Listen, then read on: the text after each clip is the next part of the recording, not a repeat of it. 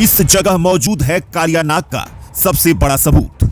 इस सबूत को देखकर वैज्ञानिक भी कह चुके हैं कि सच में यही है कालिया नाग। जानिए दोस्तों, आखिर क्यों कालिया नाग पत्थर का बन गया था। आज आपको सुनाते हैं दोस्तों श्री कृष्ण की एक ऐसी गाथा जो आपने कभी नहीं सुनी होगी। दुनिया के सबसे भयंकर सर्प कालिया नाग के इस सबूत को देखकर उड़ जाएंगे आपके होश।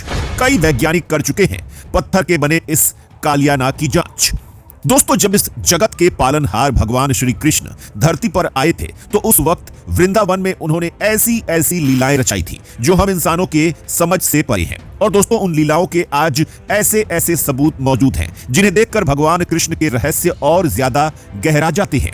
और दोस्तों, इन्हीं रहस्यों में एक रहस्य है कालिया नाग का रहस्य। जी हां दोस्तों, वही कालिया नाग जो यमुना नदी में रहता था और जिसके फनों पर भगवान श्री कृष्ण ने नाच भी किया था।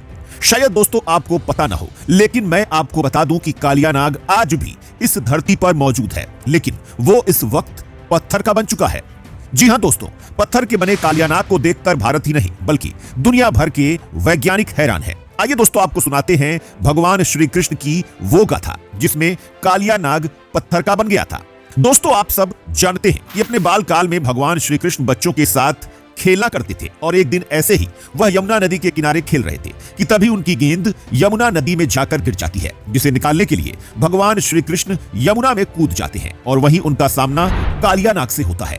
और दोस्तों, उसी वक्त भगवान श्री कृष्ण कालिया नाग को मथुरा छोड़कर जाने का आदेश देते हैं, लेकिन कालिया नाग नहीं मानता है। उसके बाद दोस्तों भगवान श्री कृष्ण और कालिया नाग के बीच युद्ध शुरू हो जाता है और भगवान उसी दौरान अपनी एक लीला दिखाते हैं और कालिया नाग के फनों के ऊपर नृत्य करते हैं। और दोस्तों, उसके बाद कालिया नाग डर के मारे वहां से भागने लगता है। और दोस्तों, उसी वक्त भगवान श्री कृष्ण उसे रुकने का आदेश देते हैं, लेकिन अब तक वह समझ चुका था कि जिसे वह बालक समझ रहा है असल में वो इस पूरे जगत के स्वामी हैं। और दोस्तों, वह डर के मारे नहीं रुकता है, जिसके बाद भगवान श्री कृष्ण कालिया नाग को श्राप देते हैं और कहते हैं कि अगर अब वो जहां भी पीछे मुड़कर देखेगा वहीं पत्थर का हो जाएगा। और दोस्तों, कहा जाता है कि वृंदावन से करीब 5 किलोमीटर दूर गांव जैत में ही कालिया नाग ने पीछे मुड़कर देखा और पत्थर का हो गया। और दोस्तों, आज भी वह कालिया नाग उसी जगह पर पत्थर के रूप में मौजूद है जो आज भारत ही नहीं बल्कि पूरी दुनिया के वैज्ञानिकों के लिए एक पहेली बना हुआ है। और दोस्तों, जहां कालिया नाग पत्थर का बना था, आज वहां कालिया नाग के ऊपर मंदिर बन चुका है। और दोस्तों, यहां देश भर के श्रद्धालु आते हैं। और दोस्तों, इनका दावा है कि कालिया नाग के दर्शन मात्र से ही काल सर्प दोष से मुक्ति मिल जाती है।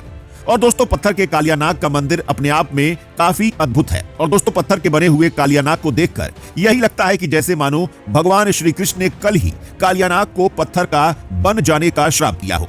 वहीं दोस्तों, हम आपको बता दें कि भगवान श्री कृष्ण ने मथुरा में जो भी लीला रचाई थी उनके पीछे बहुत ही गहरे रहस्य छिपे हुए थे और कालिया नाग को पत्थर बनाने के पीछे भी ऐसा ही अद्भुत रहस्य छिपा हुआ है जिसे हम जैसे आम इंसान लाख कोशिश करने के बाद भी समझ नहीं सकते। क्योंकि दोस्तों, भगवान श्री कृष्ण की लीलाओं को सिर्फ भगवान श्री कृष्ण ही समझ सकते हैं या फिर उनके परम भक्त जो दिन रात भगवान श्री कृष्ण की भक्ति में लगे रहते हैं, वही उनकी लीलाओं को समझने की ताकत रखते हैं।